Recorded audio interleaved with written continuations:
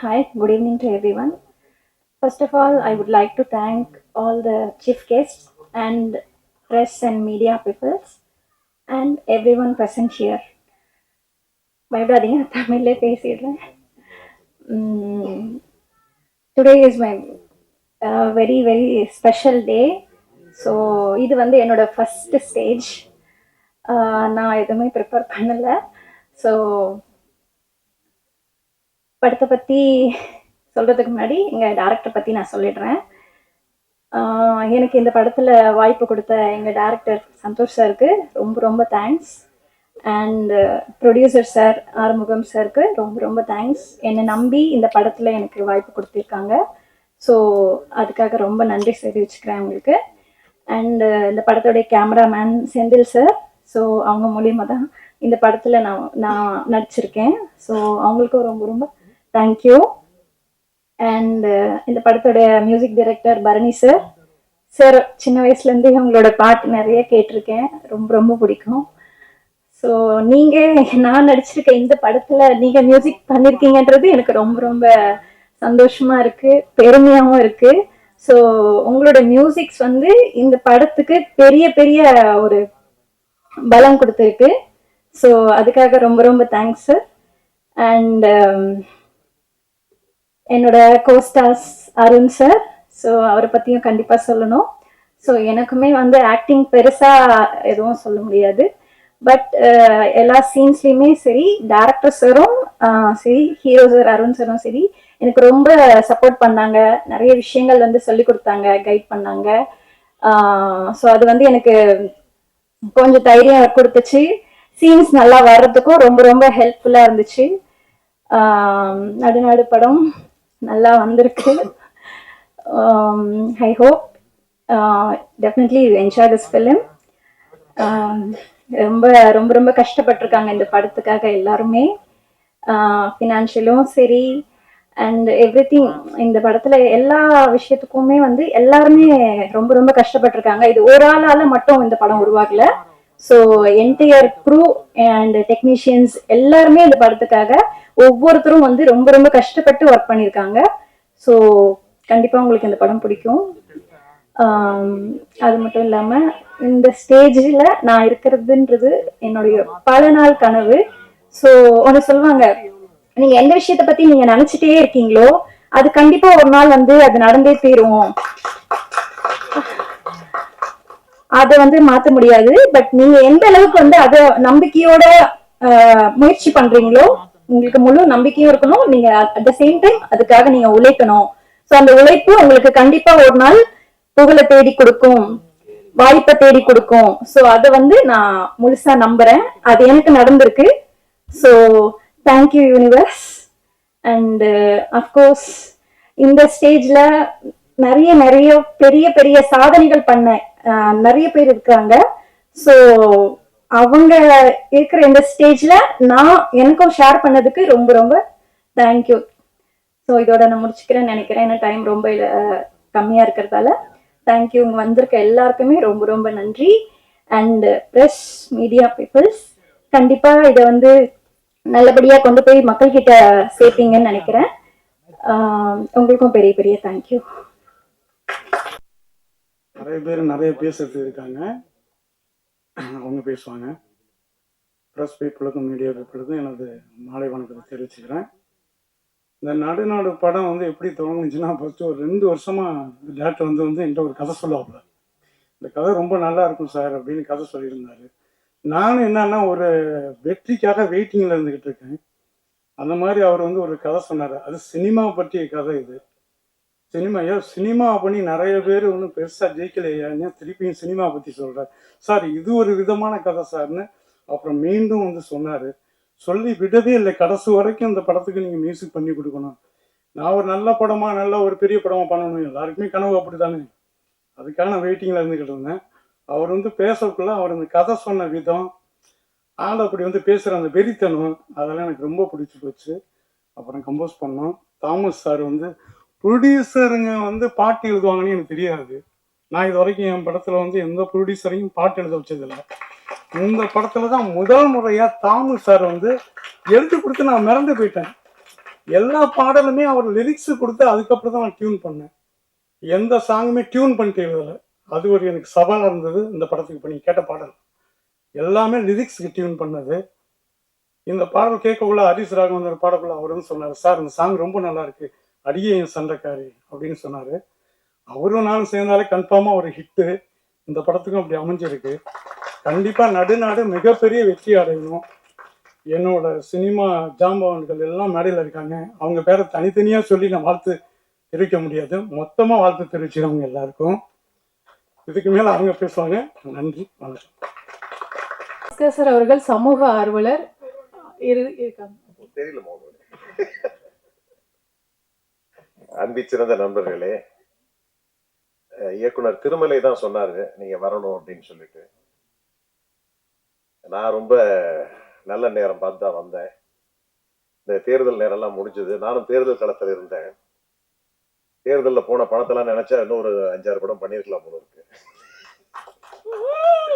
தேர்தல் செலவுலாம் ரொம்ப கம்மியாகுது இப்ப. ஆனா 40 லட்சம் தான் வந்து கணக்காட சொல்றாங்க. ஆனா அதை நான் சொல்ல முடியாது. சொன்னா வந்து வேற மாதிரி ஆயிடும். நல்ல கதைகளையும் நல்ல படத்தையும் வந்து தமிழக மக்கள் ஏற்றுக்கொள்வார்கள். அந்த வகையிலே இந்த நடுநாடு படத்தையும் மக்கள் நிச்சயமாக ஏற்றுக்கொள்வார்கள். ஏற்றுக்கொள்ள வேண்டும் அப்படின்னு யாரும் கட்டாயப்படுத்த முடியாது. நிச்சயமா அதற்கான ஒரு வரவேற்பு இருக்கிறது. ஆர்வமும் துடிப்பும் உள்ள இயக்குனர் இதை இயக்கி இருக்கிறார்கள். அதே நேரத்திலே தயாரிப்பாளர்கள் ஆர்வத்தோடு இந்த படத்தை எடுத்திருக்கிறார்கள். திரையுலகத்தை பத்தி நன்றாக தெரிந்த ஜாம்பவான்கள் தான் இங்க எல்லாருமே இருக்கிறாங்க. எனக்கு திரையுலகத்தை பத்தி தெரியுமா அப்படின்னு சொன்னா, மக்கள் தொலைக்காட்சி ஆரம்பிக்கிற பொழுது நாங்க நல்ல படங்களை தயாரிக்க வேண்டும் என்று சொல்லி ஒரே நேரத்தில் 100 படங்கள் தயாரிக்கப்பட வேண்டும் என்று சொல்லி, அதுவும் குறிப்பா டிஎஃப்டி அந்த மாணவர்களை வைத்து அவங்கள தேடி கண்டுபிடிச்சு ஒரு பட்டியலே எடுத்தோம். ஒரு 100 பேர் எடுத்தோம். 100 பேர் எடுத்து ஆளுக்கு இவ்வளவுன்னு கொடுக்கணும், 1 கோடி ரூபாய் கொடுக்கணும்னு சொல்லிட்டு மருத்துவர் ஐயா அவர்கள் மக்கள் தொலைக்காட்சியை உட்கார வச்சு 100 பேரையும் உட்கார வச்சு 100 பேருக்கும் பணப்பட்டுவாடா பண்ணோம். 100 பேருக்கும் பணப்பட்டுவாடா பண்ணி அவர்கள் என்ன படத்தை கொண்டு வந்தா அதை பார்த்துட்ட பிறகு அதை பார்த்துட்ட பிறகு இனிமேல் நாங்க படம் எடுக்கிறது இல்லைன்னு முடிவு பண்ணிட்டோம் தொலைக்காட்சி.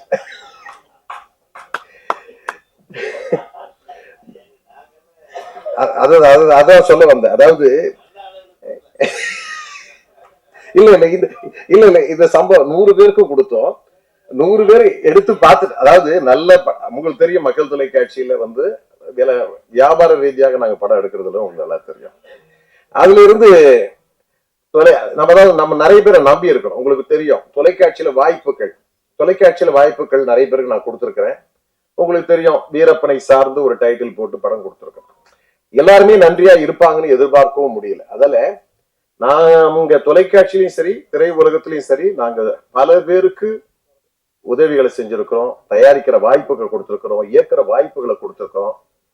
அதை 1-2 பேர் தவிர வேற யாருமே சரியா பயன்படுத்திக்கலன்ற வருத்தம் இருக்கு. இன்னும் கூட எங்களுக்கு அந்த ஆர்வம் இருக்கு. இன்னும் நாங்க செய்ய தயாராகவே இருக்கோம். ஆனால் அதற்கான தகுதி படைத்தவர்கள், தகுதியானவர்கள், சொல்ல போனா உண்மையானவர்கள் பற்றாக்குறை இருக்கு. இந்த துறையில உண்மையானவர்களுடைய பற்றாக்குறை இருக்கு. நம்பிக்கை கழுத்து இருக்கிறது, பின்னாடி முதுகுல குத்துறது, ஒரு 30-40 கத்தி இருக்கும். எடுத்து பார்த்தா தம்பி நீ உங்க கத்திக்குமா இருக்கு அப்படின்ற மாதிரி தான் இருக்கு. அதே மாதிரி சம்பத் வந்து என்னுடைய நண்பன். அதுவும் சொல்ல போனா ஜிம்முல வந்து நான் பார்ப்பேன், ரொம்ப சின்சியரா பண்ணுவாரு. எனக்கு ரொம்ப பிடிச்ச நடிகர்கள்ல சம்பத். சம்பத் வந்து இங்க தமிழகத்துல மட்டுமல்ல உலக நாடுகள்லாம் நல்ல பிரபலமானவர். கபாலில இருந்து ரஜினிகாந்த் வெளியே வந்தவொடனே சம்பத்து எப்படி இருக்கிறன்னு ஒரு கேள்வி கேட்பாரு. அப்பவே சம்பத்தை அதுல தனித்துவமா தெரியுவா போல சம்பத்து. அதே மாதிரி இந்த நம்ம கதாநாயகனை பார்த்தேன், ஆர்வமா இருக்காங்க. கதாநாயகி எல்லாமே ஆர்வமா இருக்காங்க. சில எல்லாம் கதாநாயகிலாம் தத்தி பேசுவாங்க. நல்லா பேசுறம்மா, உனக்கு எல்லா இடத்துலயும் வாய்ப்பு இருக்கு. எங்க தொலைக்காட்சியில நல்ல வாய்ப்பு இருக்கு. ஆனா நல்ல தமிழ் பேசணும், ஆங்கிலம் கலக்க கூடாது, சமஸ்கிருதம் கலக்க கூடாது. ஒண்ணு சொல்றேன், மக்கள் தொலைக்காட்சியில இருந்து போனவங்க நிறைய பேர் வந்து மிகப்பெரிய அளவுக்கு ஆயிருக்காங்க, பெரிய அளவுக்கு உருவாகி இருக்கிறாங்க. இன்னும் மக்கள் தொலைக்காட்சி நாங்க நடத்திட்டு இருக்கிறோம். அதாவது மக்களை சார்ந்து நாங்கள் நடத்தி கொண்டிருக்கிறோம். நீங்க நல்ல படங்களுக்கு நான் இன்னைக்கு கூட வந்து நான் ஒரு படத்தை தயாரிச்சுட்டு தான் இருக்கேன். நான் சொல்ல விரும்பல, ஆனா உண்மையிலே ஒரு படம் தயாரிச்சுட்டு இருக்கேன். ஆபரேஷன் ராகத்துன்னு ஒரு படம் தயாரிச்சுட்டு இருக்கேன். மோகன்லால், மேஜர் ரவி தான் டைரக்டர். அது வந்து உங்களுக்கு தெரியும், ஆபரேஷன் ரகத்தை அந்த பெயர் பதிவு ரவி கொட்டரக்கார எல்லாமே கேட்டு பண்ணி படம் பண்ணிட்டு இருக்கோம். அந்த படத்தை பண்ணிட்டு இருக்கோம். இப்போ நம்ம சரத் சார்லாம் கூட நடிக்கிறாங்க. அதில் இப்போ எதுக்காக சொல்ல வரேன்னா, பெரிய படங்கள் சின்ன படங்கள் இதெல்லாம் பார்த்து குழந்தை இதெல்லாம் கலந்து பேசி பார்க்கும்போது திரையுலகம் இன்றைக்கு ஒரு ஹெல்த்தியா இல்லை. திரையுலகம் வந்து ஒரு ஆரோக்கியமானதா இல்லை. உங்களுக்கு வந்து தியேட்டர் கிடைக்கல, தியேட்டர்ல போனா வசூல் கிடைக்கும், மக்கள் வரவே மாட்டேன்றாங்க. அதுக்கான காரணங்களை இன்னும் கண்டறியாமையே நீங்க படத்தை தயாரிச்சு போட்டுக்கிட்டே இருக்கிறீங்க. ஒரு ஏபி இன்டர்நேஷனல் போறோம், அவங்க கிட்ட போட்டா அவங்க ஒரு 1008 கதை சொல்றாங்க. அமேசான் பிரைம்ல போனா அவங்களுடைய விதிமுறைகள் வேற மாதிரி இருக்கு. அப்புறம் எங்கதான் நீங்க திரையரங்கிலையும் திரையிட முடியல, ஓடிடிலையும் திரையரங்க முடியல. அப்புறம் நம்பி என்கிட்ட வந்து படத்தை வந்து நீங்க தயாரிங்க அப்படின்னு சொல்றாங்க. ரொம்ப ஆர்வமா பேசுவாங்க. சில இயக்குநர்கள் எல்லாம் ஆர்வமா பேசுவாங்க. நல்ல இயக்குநர்கள் நிறைய பேர் நடிகர்கள் பேசுவாங்க. எனக்கு எல்லாருமே தெரியும். இப்ப தயாரிப்பாளர் சங்க தலைவர் தமிழ் குரலா என்னுடைய நண்பன், அதே மாதிரி கலைப்புலி தானும் எல்லாமே நாங்கெல்லாம் பேசிக்கிட்டு இருப்போம். எப்படி நான் தயாரிக்க நான் தயாரா இருக்கிறேன். ஆனா படம் எப்படி ஒழுங்கா வருமா, ஒழுங்கா பண்ணி தருவாங்களா, ஒழுங்கா முடியுமா அப்படின்ற கேள்வி எல்லாம் நிறைய இருக்கு. எல்லாம் ஜாம்பவான்கள் தான் அங்க இருக்காங்க. அண்ணன்லாம் இருக்காங்க, பெரிய ஜாம்பவான்கள், பெரிய வெள்ளி விழா படங்களை கொடுத்தவர்கள் எல்லாருமே இருக்கிறாங்க. ஆனால் இன்றைய இளைய தலைமுறை, இன்றைய இளைய இயக்குனர்கள் இன்றைக்கு இந்த திரைத்தை எப்படி புரிந்து கொண்டு சிறப்பாக செய்யக்கூடியவர்கள் இன்னும் நிறைய பேர் இருக்காங்க. அவர்களை நாம் ஊக்குவிக்க வேண்டும். அந்த வகையிலே இந்த திரைப்படம் சிறப்பாக வந்திருக்கிறது என்று நான் கருதுகிறேன். நல்லாவே பண்ணியிருக்காங்க. இசையமைப்பாளர்லாம் நல்லா இசையமைச்சிருக்காங்க. எடிட்டிங் எல்லாம் ரொம்ப நல்லா இருக்கு. நல்லா அவங்க நடிச்சிருக்காங்க. சம்பத்து பேருக்குன்னு ஒரு மகிமை இருக்கு. அந்த அடிப்படையில நிச்சயமா சம்பத் சார்ந்து இந்த படம் ஒரு வெற்றி படமாக அமையும். இயக்குனரும் ரொம்ப உறுதியா இருந்திருக்காரு. இது ஒரு நல்ல வெற்றி படமாக அமையும். மீண்டும் இதே ஒரு குழுவினர் ஒரு படங்களை தொடர்ந்து எடுக்கக்கூடிய ஒரு வாய்ப்பை திரையுலகமும் சரி தமிழ் சமுதாய மக்களும் அவர்களுக்கு வழங்குவார்கள் என்று கூறி வாய்ப்புக்கு நன்றி கூறி விடைபெற்றுக் கொள்கிறேன். நன்றி. ஒரு சில வாரத்தில் நன்றி வணக்கம் தான் சொல்ல முடியும். வணக்கம். வந்திருக்க மீடியா நண்பர் அனைவருக்கும் என்னுடைய பணிவான மனை தெரிவிச்சுட்டு, நாடு மேல இருக்க அத்தனை பேருக்குமே என்னுடைய நடுநாடா, ஆமா நடுநாடு முடிச்சரே இப்பதான் நானே பாக்குறேன். பதிவு பண்ணிட்டு அப்புறம் இப்பதான் வந்தாரு. அது நானே அதை கூட்டு மேல உட்கார வச்சேன். இப்ப சார் உங்க பிடிச்ச மட்டும் சப்போர்ட் பண்ணுவேன் சொன்னார் உதயபா சார். தயாரிப்பார் இல்லை, என்ன சினிமா இல்லைங்க தான் அடிக்கடி சொல்லுவேன். இந்த படத்தை பொறுத்த வரைக்கும் பரணியை நான் மெயினாக பேசி ஆகணும்.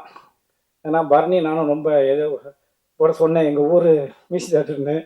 உடனே என்ன உங்கள் ஊருன்றீங்கன்னாரு. நம்ம ஊர் மியூசிக் டேரக்டர்னு 90லேருந்தே பரணி எனக்கு தெரியும். பரணி நானும் ஒன்றுமே காவரிசையில் நடந்து போயிட்டு வந்துட்டு மியூசிக்கை பற்றி பேசிட்டு போவோம். நான் நடிக்க போயிட்டு இருப்பேன், இவர் மியூசிக்கை பற்றி பேசிட்டு இருப்பார். அவரும் வளர்ந்துட்டார், நானும் வளர்ந்துட்டேன். இதுதான் சினிமா. இந்த ஹீரோனி சொன்னாங்க, எல்லாரும் எதை நினைக்காம அதுதான் உண்மை. ஹீரோனி உண்மையிலேயே படத்தை விட நேரில் தான் ரொம்ப அருமையாக இருக்காங்க. நான் ஓப்பனாக சொல்கிறேன். ஆமாம், உண்மை. ஏன்னா இப்போ தான் அழகாக மேக்கப்லாம் அழகூடாது வந்து ரொம்ப நீட்டாக இருக்குங்க. அதேமாரி நம்ம சம்பத்ராம் பின்னி எடுத்திருக்காரு. என்னன்னா ஒரு படம் பாஸ்கர் சார் தெளிவாக சொன்னார், அதில் வந்து ஒரு நூல் கூட பொய் கிடையாது, உண்மை. யாருமே ஏமாத்தான் படம் எடுக்கிறதுக்கு யாருமே வரல சினிமாவுக்கு. எப்போ அண்ணன் சவமா தின்னு எப்போ காலியாக இருந்தால் ரெடியாக இருக்கு. இப்போ சொன்னார் 100 படம்னு. ஏன்னா படத்தை நீ எடுக்கும் போதே ஒரு டீமை செட் பண்ணிக்கணும். இப்போ எல்லாரும் பெரிய பெரிய ஹீரோ வச்சு படம் எடுக்கிறாங்க, பெரியனா அவங்க ஒரு டீமை செட் பண்ணி ஏமாத்தாம தெளிவாக சேர்க்கிறாங்க. நம்மளால பிடிச்சதை பார்த்தாலும் 4 பேர் சுற்றி ரவுண்டு கட்டிக்கிட்டு ஏமாற்றி தெளிவாக இருக்கான். அப்போ எப்படி படத்தை நம்ம ஹிட் கொடுக்க முடியும்? இன்னைக்கு தேட்டரில் யாருமே வரதில்லை. அதையும் மீறி வரணும்னா இளைஞர்களுக்கு ஏதாவது ஒரு மெசேஜ் நீங்கள் சொல்லி ஆகணும். எனக்கெல்லாம் சொன்னால் எவனும் வரமாட்டாங்க, ஃபேமிலிஸ்லாம் வரமாட்டாங்க. இன்னைக்கு தேட்டருக்கு வர எல்லாருமே இளைஞர்கள் தான், யூத்து தான், காலேஜ் பசங்க காலேஜ் பொண்ணுங்க தான் வருதுன்னா அதுக்கு தகுந்த நீங்கள் கதையை நீங்கள் எடுத்தீங்கன்னா தான் சினிமாவில் ஒரு 10 பேர் வந்தால் தான் அடுத்து ஒரு படம் எடுக்க முடியும். நானே ராஜா, நானே ஹீரோ, நானே மந்திரி, நம்மளே ஒரு படத்தை எடுத்து வச்சுட்டு படம் சூப்பர்னு சொன்னால் என்ன பண்ண முடியும்? யார் வருவா தேட்டருக்கு? அதனால தயவு செய்து அவர் பாசியா சொன்ன மாரி படத்தை நல்லா எடுங்க. இந்த நாடு சாரி நடு எங்கேயோ ரொம்ப நாளாச்சு. எல்லாம் இங்கிலீஷ்லேயே டைட்டில் வச்சு தமிழில் ஏதாவது ஒன்று தாங்க. அதனால் இந்த படம் மிகப்பெரிய வெற்றி அடையினா. மீண்டும் ஒரு முறை சொல்கிறேன், இந்த மாரி படம்லாம் எடுக்கும்போது தெளிவாக எடுங்க. எக்காரத்தை கொண்டும் யாரை ஏமாற்றி படம் எடுத்து வராதிங்க. நீங்கள் ஜெயிக்கணும்னா அந்த ஹீரோனி சொன்ன மாதிரி தெளிவாக நினச்சி எடுத்துவாங்க. நன்றி, வணக்கம். அனைவருக்கும் மாலை வணக்கம். நடுநாடு திரைப்படத்தின் இசை வெளியீட்டு விழா, ட்ரெய்லர் வெளியீட்டு விழா மிக சிறப்பாக நடைபெற்று கொண்டிருக்கும் இந்த அழகான மேடையை அலங்கரித்து கொண்டிருக்கும் எனது சக திரையுலக நண்பர்கள் அனைவருக்கும் எனது மனமார்ந்த வணக்கத்தை தெரிவித்துக் கொண்டு, என்ன பேசுறது, ஒரு நல்ல படம் ஓடிட்டு இருக்கேன், இவர் பேசிட்டு இருக்காரு நடுவில். ஒரு நல்ல ட்ரெய்லரு, மிரட்டலான ட்ரெய்லரு, இந்த காலத்துக்கு ஏற்ற சத்தத்தோடு அழகா பின்னணி கோர்வை இருந்தது. இந்த காலத்து சத்தம், அதுக்கு இந்த சத்தம் கேட்கலன்னா இவனுக்கு மியூசிக் தெரியலன்றவாங்க. கரெக்டா கரெக்டா இசையமைப்பாளர் பரணி அவர்கள் வரும்போதே நான் பார்த்தேன். ஒரு 2 நாளைக்கு முன்னாடி கூட நான் காரில் ட்ராவல் பண்ணும்போது அவருடைய பேட்டியை கேட்டுட்டே போனேன். அவருடைய பாட்டெல்லாம் எப்படி எப்படி கம்போஸ் பண்ணாரு. ரொம்ப எளிமையான ஒரு மனிதர், ரொம்ப நிறைவான பாடல்களை கொடுத்தார். உண்மையில் ஒரு நல்ல மெலடி கிரியேட்டர். உண்மையிலுமே துளி துளியாய் துளியாய் அது முதல் படம் நினைக்கிறாரு. உங்களுக்கு முதல் படமா தெரியல இருக்கு. அது மிகப்பெரிய பார்வை ஒன்று. இப்போ ஒரு எப்போதுமே அந்த படத்துல எல்லா பாட்டுமே கிட்டுங்க. யாரா இந்த மியூசிக் டைரக்டர் அளவுக்கு தமிழ்நாட்டையே திரும்பி பார்க்க வச்ச ஒரு இசையமைப்பாளர். ரொம்ப எளிமை, ரொம்ப சாஃப்ட்டு. அவர் எப்பவுமே ரொம்ப ரொம்ப திறமைசாலி. அவருக்குன்னு ஒரு இறைவன் சில திரைப்படங்களை இன்னைக்கும் மக்கள் நெஞ்சில் நிற்கிற அளவுக்கு அவருடைய இசை. தொடர்ந்து அவர் படம் பண்ணணும். இந்த படத்தை பற்றி கூட அந்த அந்த பேட்டியில் சொல்லியிருந்தீங்க. அதான் இந்த படத்தை நடுநாடுன்னு ஒன்றையே நான் ஓகே அப்படின்னு இந்த படத்தை பற்றி சொல்லியிருந்தார் அந்த பேட்டியில் கூட. பார்த்தீங்களா, தயாரிப்பாளர் பாருங்க உங்களுக்கு எவ்வளோ ஹெல்ப் பண்ணுறாரு டைரக்டரை சந்தோஷ் சேகர். அதனால ஒரு கலைஞர் அப்படித்தான், கள்ளங்கப்படம் இல்லாமல் அது அந்த படம் எப்போ ரிலீஸ் ஆகுது என்ன ஏதுன்னு தெரியாது. அவர் இப்போ நான் ஒரு படம் பண்ணியிருக்கேன் சார், அது ரொம்ப நாள் கழிச்சு கரெக்டாக அதை சொல்லிட்டு இருந்தார். அதே படம் இசை வெளியீட்டு விழாவுக்கு நான் வந்ததில்லை. அதுவும் அவர் 2 நாள் முன்னாடி நான் பேட்டியை கேட்டுட்டு 3வது நாள் அவரை பார்க்குறது ரொம்ப சந்தோஷம். மிகச்சிறப்பாக இருந்தது. பாடல்கள்லாம் ரொம்ப அழகாக நம்ம அந்த கிராமிய பாடியில் அழகாக இருந்தது. குறிப்பாக சொல்லட்டுமா, யார் பாடலாசிரியர்னு சொன்னீங்க? பயங்கரமான ஆளாக இருக்கும். பச்சை முந்திரியா எப்படி எடுக்கணும், எனக்கு அது அப்படியே நின்றுடுச்சு. மற்ற எந்த வரியுமே நிற்கல. என்ன வரி, என்ன முந்திரி? அந்த ஒரு பாட்டுக்காகவே படம் ஓடும். கவலையே படாதீங்க. யாரோ பேசும்போது சொன்னாங்க, இன்னைக்கு எங்க அன்பு அவர் போயிட்டாரா, அன்பு செழியன் போயிட்டாரா. அவர் சொன்னார், இந்த காலத்துல இளைஞர்களுக்கு உண்டான சரக்கு இருந்தாதான் முதியவர்களுக்கு இந்த சரக்கு பிடிக்கும். இளைஞர்களுக்கு மட்டும் இல்லை, நம்மளுக்கே பிடிச்சிருக்குன்னா பாருங்களேன். அப்பா பார்த்தாரா? இந்த பாட்டு தனியா இன்னொரு தடவை போட்டு காட்டுங்க. அப்பதான் அவருக்கு உங்களை பத்தி தெரியும். என் பையன் எப்படியெல்லாம் பாட்டு எழுதுவான். நான் எஜமான்ல அந்த மாதிரிதான் ஒரு பாட்டு எழுதுறேன். எனக்கு அது கொஞ்சம் அந்த சிச்சுவேஷனே அது இந்த எஜமான் கதாபாத்திரத்தை கொஞ்சம் செக்ஸியா செடியூஸ் பண்ற மாதிரி ஒரு பாட்டுன்னு இந்த உறக்க கத்துக்குது கோழி, அந்த பாட்டு எழுதும்போது எனக்கு வார்த்தைகள் கொஞ்சம் வர்றதுக்கு மறுத்தது. நம்ம பட் எழுதிட்டேன். கொஞ்சம் விரசமா இருக்கும் அதுல. அந்த கடைசியில பாத்தீங்கன்னா நிறைய பேர் என்ன பண்ணிட்டாங்க,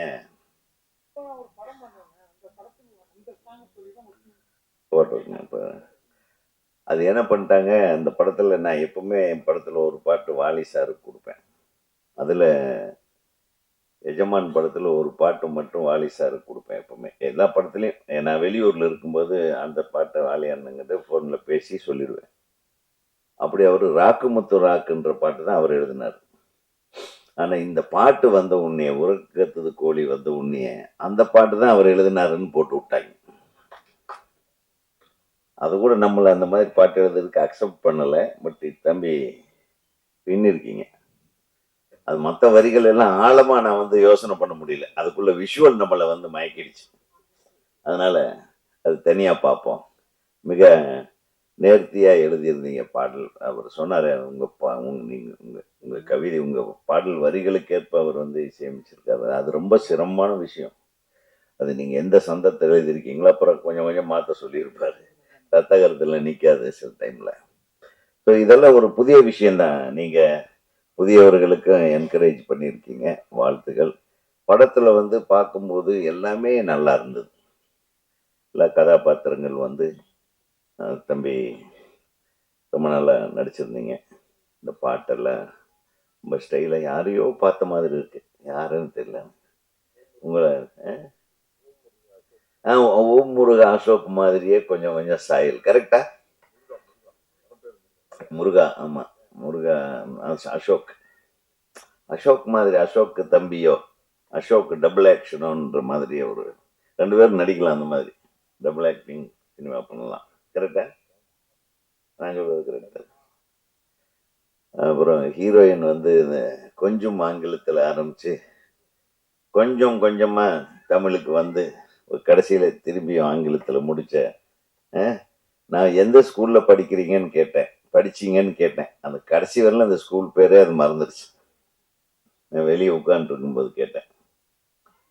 அப்ப எந்த ஸ்கூல்ல படிச்சேன்னு கூடவா தெரியல. நீ இவ்வளவு அழகா பேசுறியே, இப்போ சொல்லலாம்ல. இன்னும் சொல்ல மாட்டேங்குது பாருங்க. இதான் சிக்கல. பரவாயில்லை, நீ படிச்ச ஸ்கூலும் மனசுலயே வச்சுக்கோ.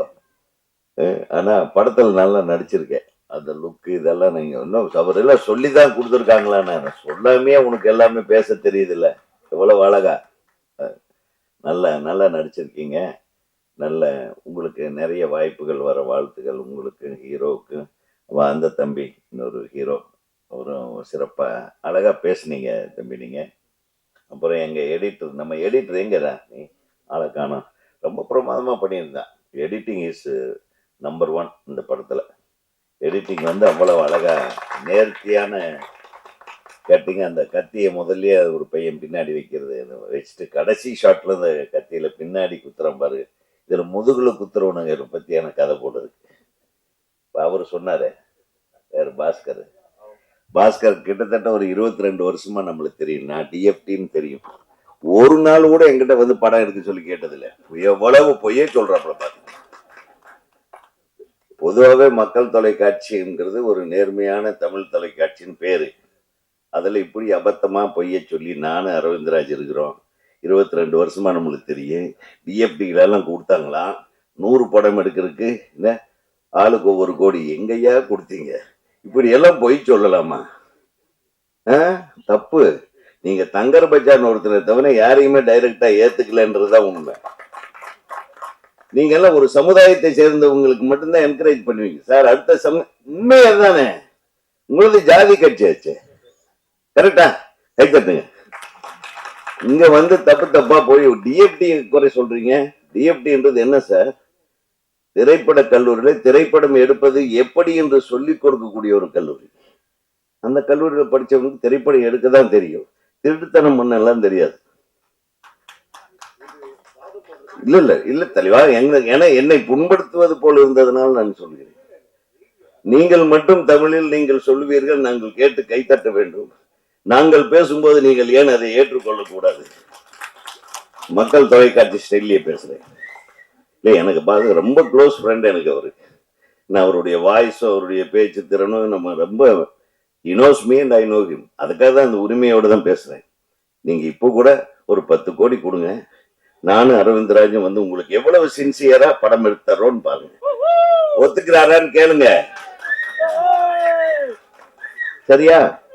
ஏதோ எலெக்ஷன்ல 40 லட்சம் கணக்கு காட்டிட்டு கணக்கு காட்டாம ஏதோ போச்சுன்ற மாதிரி சொன்னீங்க இல்லையா? அந்த போன மாதிரி கூட வச்சுக்கலாம். ஏன்னா சம்பத் ராஜ் தான் வந்து அதுலயும் வந்து மெயின் கேரக்டர். சம்பத் ராம் தான் அதுலயும் main character. Sampath Ram main அப்படின்னு போடுவோம். நான் ரெடி. பேரரசு தான் சாட்சி. உனக்கு ஒரு படம் உண்டு இல்ல, உனக்கு ஒரு படம் உண்டு. அப்படிதான் சொல்றாரு. டிஎஃப்டின்னு ஒரே ஒருத்தர் வச்சுதான் படம் எடுத்தாங்க.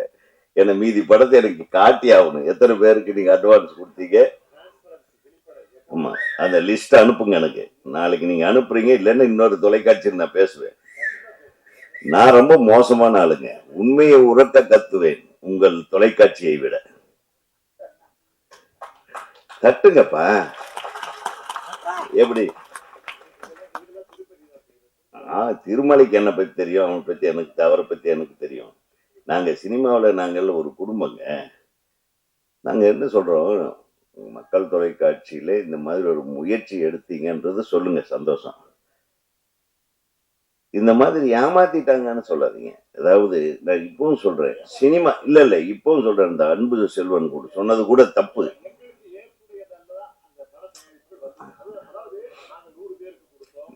நீங்க ஏன் கொடுத்தீங்க? நீங்க கொடுக்கறதுக்கு முன்னாடி இவன் இதை செஞ்சா திருப்தியா செய்வானான்னு ஆராய்ச்சி பண்ணி அல்லவா கொடுக்கணும். அது யார் தப்பு? அதான் சொல்ல வரேன் நான். இந்த ஆளு இது சொன்னா, இப்ப ஒரு ட்ராக் ரெக்கார்ட் இருக்கு இல்லையா, ஒரு உதயகுமார், அப்படியே விடுங்கப்பா. சின்ன கவுண்டர்னு ஒரு பெரிய படம் எடுத்தாரு. ஏன் இந்த கவுண்டருக்கு ஒரு படம் கொடுக்கலாம்ல? இரு, அதுலயே விட்டாங்க. இல்ல சார், சும்மா பேசிட்டு யாருக்கிட்ட? சரி இருக்கட்ட. சின்ன கவுண்டர் எடுத்த படம் எடுத்ததுனாலயாவது ஒரு படம் கொடுத்துருக்கலாம்ல. நம்மளா இருக்காரு போல் இருக்க அப்படின்னு. அதுக்கும் கூப்பிடல. அது வேற. நாங்க யாருன்னு பார்க்கல. நாங்க நல்லா இருக்கு, நல்லா எழுதி இருக்காரு, உங்களால எவ்வளவு அழகா வந்து பச்சை முந்திரி பத்தி எழுதியிருக்காருனால பாராட்டத்தானே செய்யறோம். நாங்க தப்பாவா சொல்றோம்?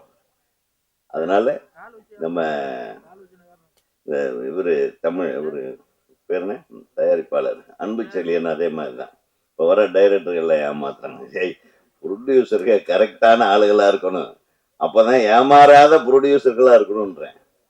ஏமாறுறதுக்கு ரெடியா வர்றீங்க. எங்கேயோ உங்களுக்கு ஒரு வீக்னஸ் வச்சுக்கிட்டு இங்க வந்து சினிமாங்கிற போர்வையில இங்க வந்து படம் எடுக்கிறவனையும் சேர்த்து கெடுத்து, அந்த மாதிரி எத்தனை தயாரிப்பாளர் வர்றீங்க?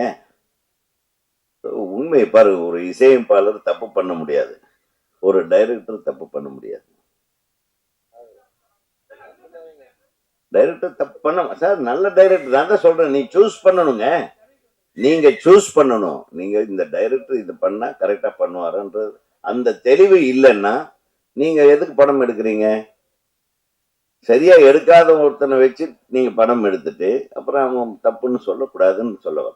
முதல்லயே தெரிஞ்சு கரெக்டா பண்ணுவானா அப்படின்றது ஆராய்ச்சி பண்ணி கொடுங்க. அதனால நான் ரெடியா இருக்கேன். பாஸ்கர், ஆள விடுங்கன்றீங்களா? வேலை உதாரணத்துக்கு சொல்றேன். பொதுவா பொசுக்குன்னு எல்லாத்தையும் தப்புன்னு சொல்றது நாகரிகம் இல்லையா? எனக்கு மனசு சரி. ஆக இந்த திரைப்படத்துல எல்லா விஷயமும் நல்லா இருந்தது, ஒளிப்பதிவும் நல்லா இருந்தது, எடிட்டிங் நான் ஏற்கனவே சொன்ன மாதிரி. அப்புறம் சகோதரர் சம்பத்ராம் வந்து அதை ஃபீல் பண்ணார் பாருங்க.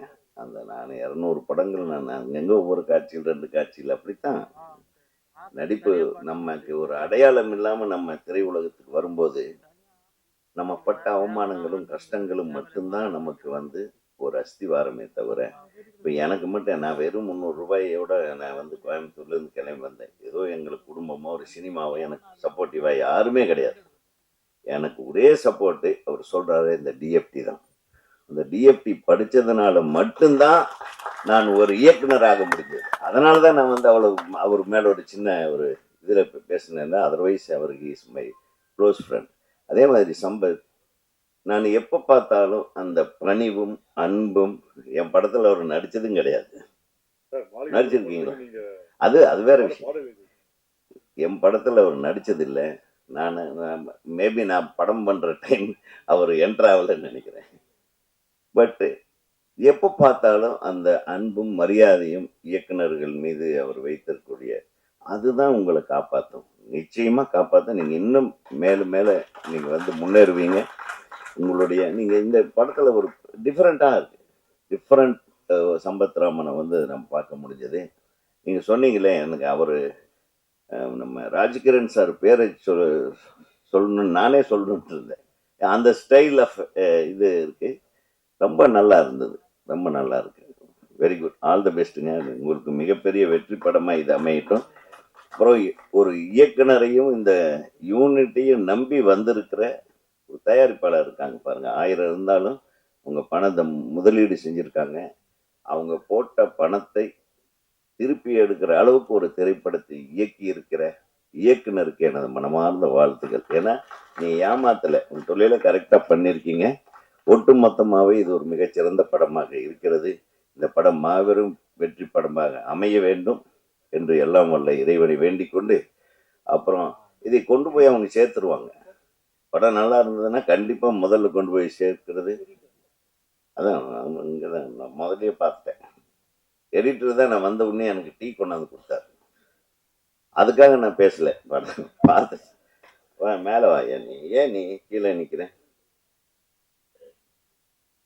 எடிட்டர் சங்க தலைவர் வேற வந்திருக்கிறார், என் அன்பு தம்பி. வா,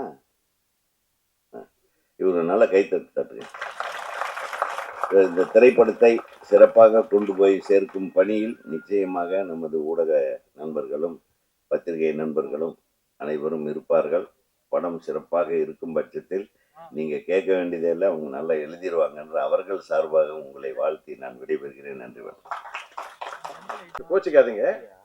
அந்த டிஎப்டி 100 பேரை வந்து தமிழ் திரைப்பட கல்லூரியிலிருந்து வாங்கிட்டு வந்து அங்க பேராசிரியர்கள் எல்லாம் வச்சு பட்டியல் போட்டு அவங்கள உட்கார வச்சு கூட்டம் நடத்தி அவங்களுக்கு பணத்தை பட்டுவாடா பண்ணி படம் எடுக்கப்பட்டு அதுக்கப்புறம் நாங்கள் கொள்கையை மாற்றிக் கொண்டோமே தவிர டிஎப்டி மீது அளவு கடந்த நம்பிக்கை வைத்துத்தான் நாங்கள் செய்தோம். அவர்களும் செய்தார்கள். ஆனால் நாங்கள் கொள்கை ரீதியாக அதை திரையிட விரும்பாத காரணத்தால் அப்படியே நின்று போச்சு தவிர அவர் தகுதி திறமை வாய்ந்தவர்கள் நிறைய பேர் இருக்கு. நாங்க ஜாதி ரீதியாக தான் கொடுத்தோம்னு சொல்றாரு.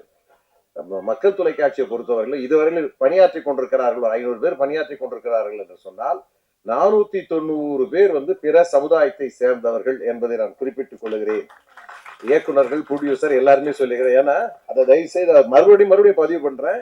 அவன் எங்க ஆளுகளுக்கு மட்டும் தான் படம் வாய்ப்புகளை கொடுக்குறோம் அல்லது அதுல இடம்பெற வைக்கிறோம்ன்றதுலாம் இல்லை. 499 பேர் கூட சொல்லலாம். 1-2 பேரை தவிர மீது எல்லோருக்குமே அனைத்து பிரிவினருக்கும் அனைத்து சமூகத்திற்கும் கொடுக்கும். அது குறிப்பா பட்டியல் இனத்தை சேர்ந்தவர்கள் 40 விழுக்காடு அதில் இடம் பெற்றிருக்கிறார்கள் என்பதை நான் குறிப்பிட்டு சொல்கிறேன். நன்றி. நன்றி சார்.